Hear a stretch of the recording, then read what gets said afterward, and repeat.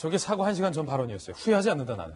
네, 그렇습니다. 저러고 나서 1시간 뒤에 갑자기 입장을 바꿔서 흥분해서 격분을 참지 못해서 글을 올렸다. 그 전에 썼던 글은 그래서 올렸던 거다라고 얘기를 했는데 제가 봤을 때는 이렇게 얘기하잖아요. 막말했다고 하는데 저 혼자 외로우니까 지켜달라 이렇게 얘기를 하잖아요. 오히려 저는 흥분해서 올린 게 아니라 계획적으로 올린 거 아니라는 생각까지 들었습니다. 네. 왜냐하면 저를 외로우니까 지켜달라라고 김문수 TV에 나가서 얘기할 정도면 오히려 좀 극우 집단, 그러니까 아주 보수적인 분들의 그 결집을 노리면서 한 얘기가 아닌가. 결집을 노려서 이렇게 글을 올린 것이 아닌가라는 생각이 들고요.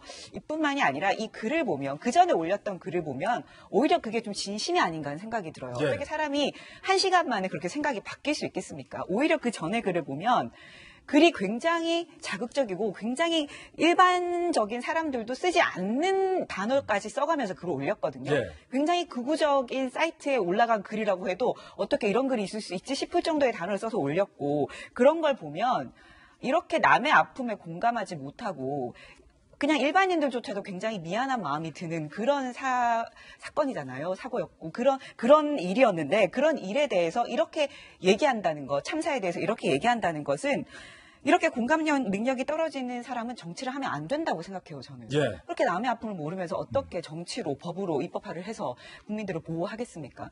그런 생각이 들고, 지금 자유한국당에서 모레 차명진 의원과 정지석 의원에 대한 그 징계를 논의하겠다 이렇게 얘기를 하고 있는데요. 문제는 논의를 한다고 해도 과연 결론이 날까요? 지금 그전에 김진태, 김순례 의원에 대해서도 그 5.18 망언에 대해서 징계하겠다, 전철을 받겠다라고 얘기했지만 그 전당대회랑 그다음에 4.3 재보궐 선거 때문에 아무런 조치도 취하지 않고 유야무야 되고 있지 않습니까? 말뿐이었다. 과연 이것도 제대로 징계가 진행이 될 수 있을까? 자유한국당이 이 부분을 어떻게 똑부러지게 처리하느냐를 봐야지만 국민들이 자유한국당을 지지할지 말지를 정할 수 있지 않을까, 그런 생각이 듭니다. 예. 확증 편향 현상이죠. 확증 편향. 비슷한 이야기를 하는 사람들의 집단에 있으면 예. 이 이야기가 마치 옳은 것처럼 들리기 때문에 그 이야기를 심지어는 공개적으로 하게도 되는데 정치인이라고 공인이라면 여과 없이 이런 이야기를 해서는 안 되겠죠. 실제 메시지가 중요한 것은 말하는 사람의 의도가 아니라 듣는 사람의 이해가 더 중요한 것이거든요. 듣는 사람의 귀에 이렇게 상처로 아픔으로 들린다면 그 이야기를 해서는 안 되는 것이죠. 그리고 또 하나 중요한 것은 이 황교안 대표가 빨리 대응을 하지 않았습니까? 예. 사과를 했죠. 그런 이유가 정당 지지율에 치명적일 수가 있습니다. 이게 여론에 악영향을 미칠 수 있다. 이렇게 되면요, 이게 중도층이 이탈하는데 5.18 폄훼 논란과는 또 다른 이 상황이 연출되는 겁니다. 5.18의 경우에는 황교안 대표로 보더라도 이미 대표가 되기 전의 일이고 5.18과 관련해서 우리 국민들이 저건 말도 안 되는 이야기다. 또 그런 유공자들을 공개해야 된다, 명단 공개해야 된다는 생각을 하는 사람도 혹 있을는지 모르지만 다수의 국민들은 5.18은 당시에 군부에 정말 있어서는 안 되는 그런 범죄였다라는 인식을 가지고 있거든요. 예. 하지만 지금 세월호와 관련된 부분이 현재 진행형입니다. 많은 유가족들은 지금 진상 규명을 이야기하고 있고 책임자 처벌을 이야기하는 것이거든요. 팩트 2가지만 이야기합니다. 이 글이 왜 팩트와도 차이가 있느냐. 유가족에 대해서 돈 이야기를 하는데 유가족이 일관되게 이야기하는 것은 돈이 아닙니다. 또 이것을 천안함 폭침과도 비교해서는 안 되는 것이거든요. 유가족이 일관되게 이야기하고 있는 것은 진상규명과 왜 지금 5년이 걸렸는데도 책임자 처벌이 되지 않고 있다는 이야기고요. 한 가지만 더 말씀드릴게요. 사회적인 기여를 하지 않았다고 했는데 이 생존자들은 이 사랑의 열매에 기부를 했고 또 이 사망자 유가족들은 많은 곳에서 봉사활동을 한 바가 있다고 합니다.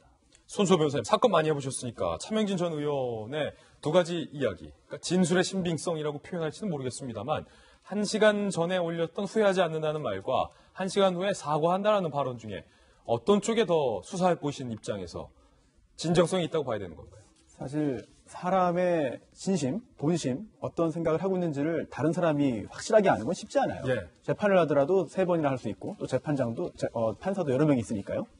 그런데 좀 전에 같이 봤던 그 유튜브 채널에서의 이야기가 일단 1차는 진심인 것 같아요. 난 후회하지 않는다. 네, 본인에게 더 도움이 되는 이야기이기도 하고. 그런데 그 후에 1시간 후에 이제 사과를 한 거잖아요. 사과 글을 올린 겁니다. 그런데 1시간 사이에 정말 마음이 바뀌고 정말 진정으로 반성하는 생각을 했을 수도 있죠.